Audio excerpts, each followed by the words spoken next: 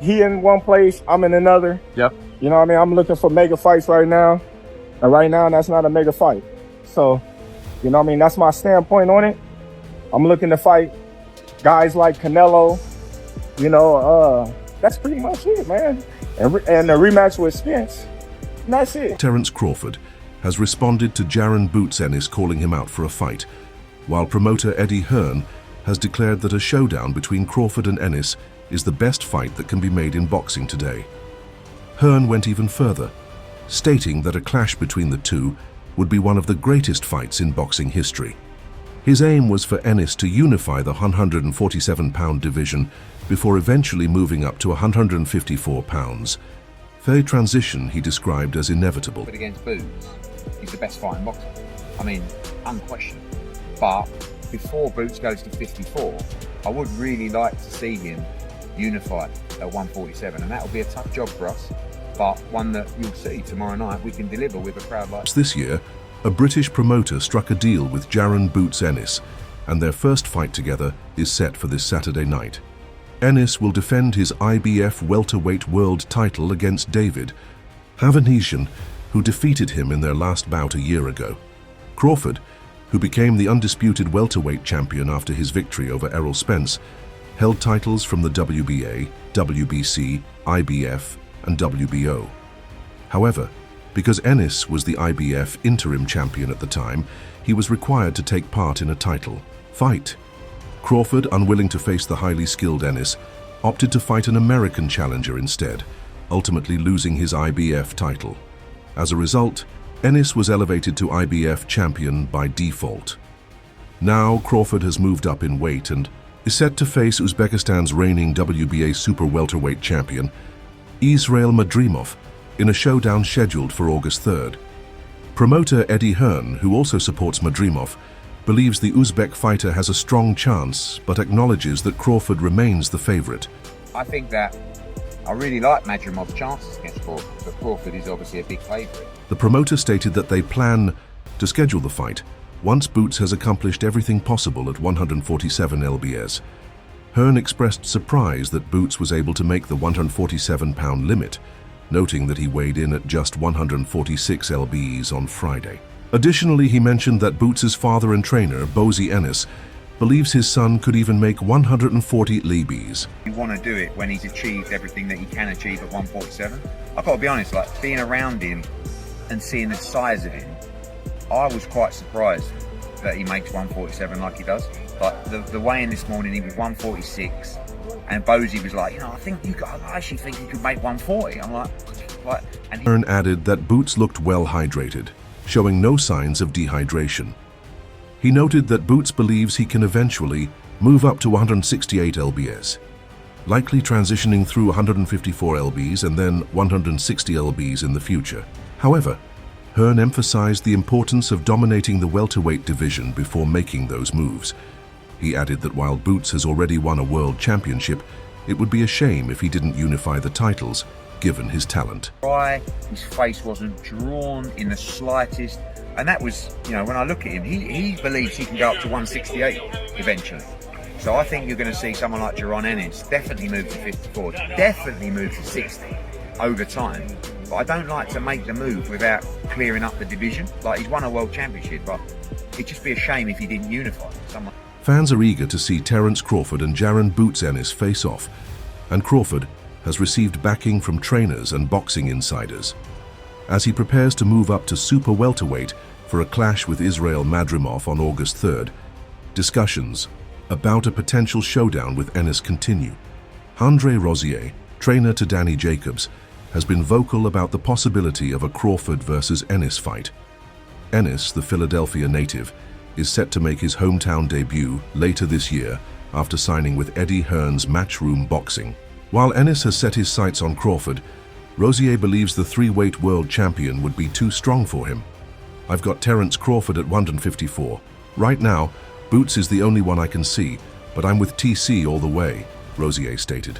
Meanwhile, Turki Al-Sheikh of the Saudi Royal Court is working to secure the highly anticipated Crawford versus Enis bout. However, several key details still need to be finalized in the coming months. As Crawford prepares to face Madrimov this summer, Al-Sheikh is navigating significant hurdles to make the fight happen. The August 3rd clash is set to take place in Los Angeles, California, where Crawford will move up from 147 to 154 pounds. If Crawford maintains his undefeated record, a future fight with Enis seems inevitable, despite his past reluctance to take on the rising star. However, with Crawford's next fight scheduled for August, a return to the ring may not happen until 2025.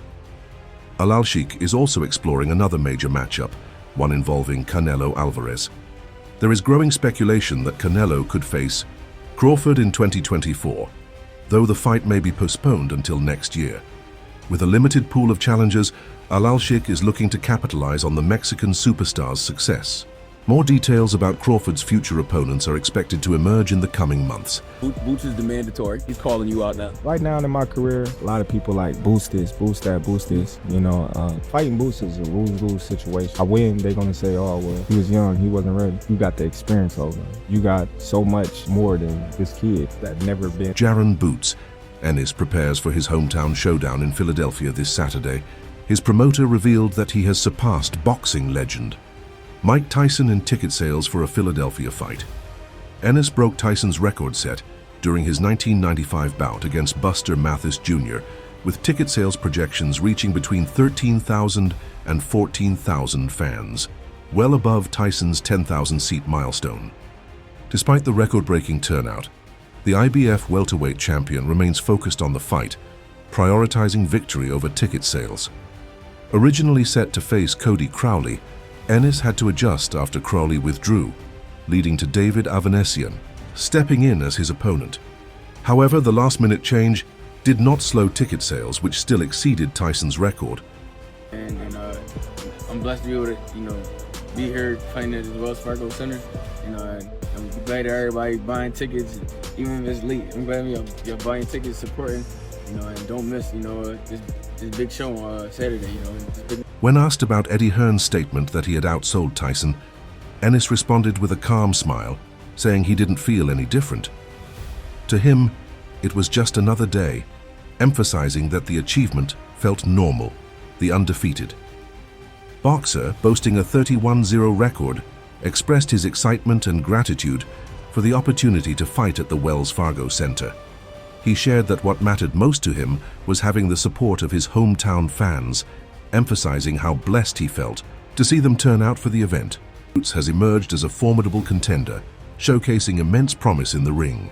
Recognizing his potential, Eddie Hearn's Matchroom Boxing signed him earlier this year, with Hearn calling Enis one of his most significant acquisitions, highlighting his exceptional talent.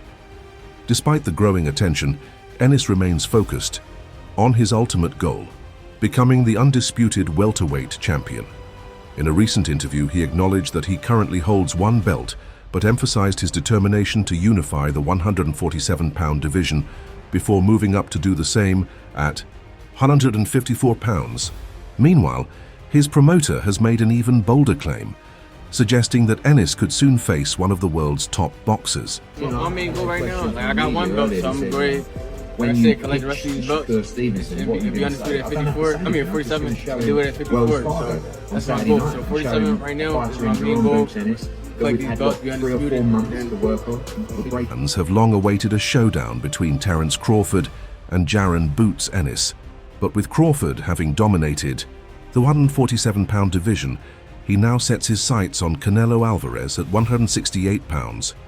Meanwhile, Ennis's promoter, Eddie Hearn, continues to push for a Crawford versus Enis bout, viewing it as the perfect opportunity for Enis to solidify his legacy as a former undisputed welterweight champion.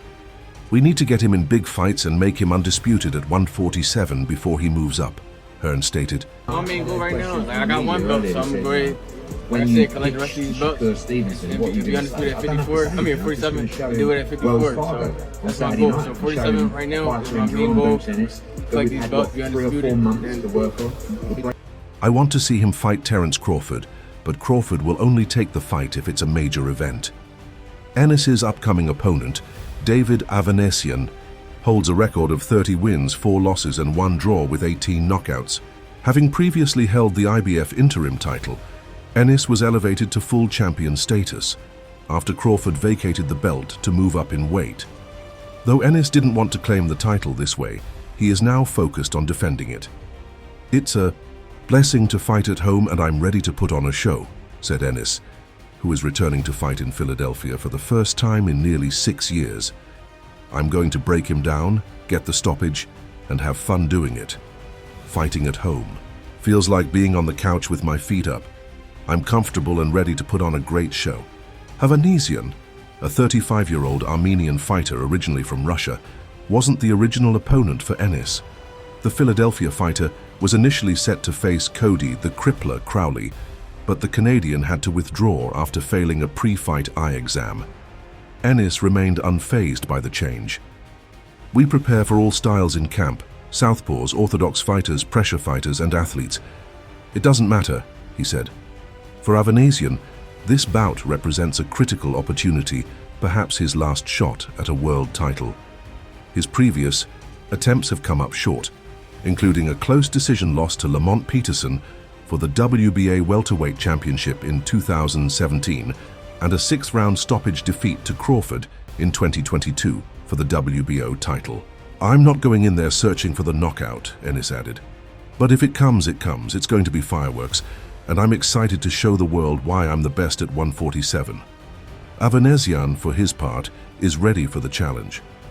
"I respect Enis, he's a good fighter, but I only want to fight the best," he said, referencing his past battles, including the loss to Crawford, as part of his history. Exactly.